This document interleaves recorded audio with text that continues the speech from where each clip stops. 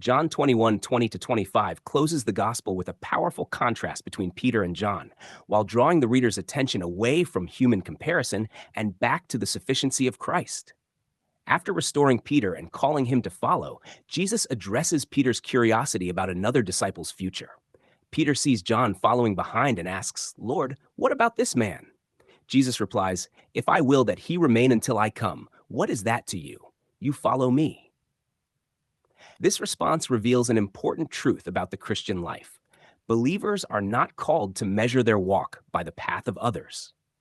Peter had just heard difficult words concerning his future suffering, and immediately his attention shifted towards someone else's destiny. Jesus gently corrected him by emphasizing personal trust and discipleship.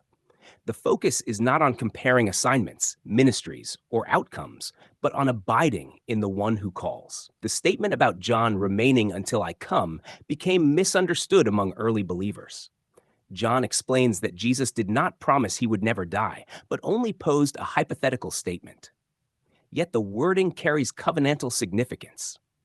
Throughout the gospel, the coming of Christ is connected not merely to a distant end of world history, but to his vindication, judgment, and the full manifestation of his kingdom authority. The destruction of Jerusalem and the end of the Old Covenant age served as a historical confirmation that the Son of Man had received his kingdom exactly as he foretold. John's survival into that transitional period gave living testimony to the fulfillment of Jesus' words. He became a witness that the old order centered on the temple system was passing away while the new covenant realities established through Christ remained forever. The emphasis is not on speculation about John's lifespan, but on the certainty that Jesus accomplishes everything he promises.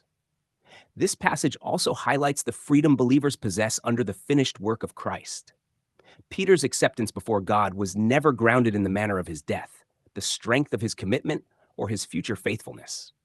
Earlier in the chapter, Jesus restored Peter after failure, not through condemnation, but through loving invitation. The same grace continues here. Even after Peter's misunderstanding and distraction, Jesus simply says, "You follow me." The call rests upon relationship, not performance. John then confirms his role as a trustworthy witness. This is the disciple who testifies of these things and wrote these things. The gospel is presented as eyewitness testimony rooted in real events and real encounters with the risen Christ. The purpose is not merely historical preservation, but revelation of who Jesus truly is. The final verse magnifies the greatness of Christ beyond the limits of written record. There are also many other things which Jesus did, which if they were written one by one, I suppose that even the world itself could not contain the books. John ends not with exhaustion, but with awe. The glory of Christ cannot be fully captured by human language. His works, his wisdom, his grace, and his life overflow beyond all written testimony. The gospel therefore concludes where it began, with Jesus standing above all creation as the eternal Word made flesh.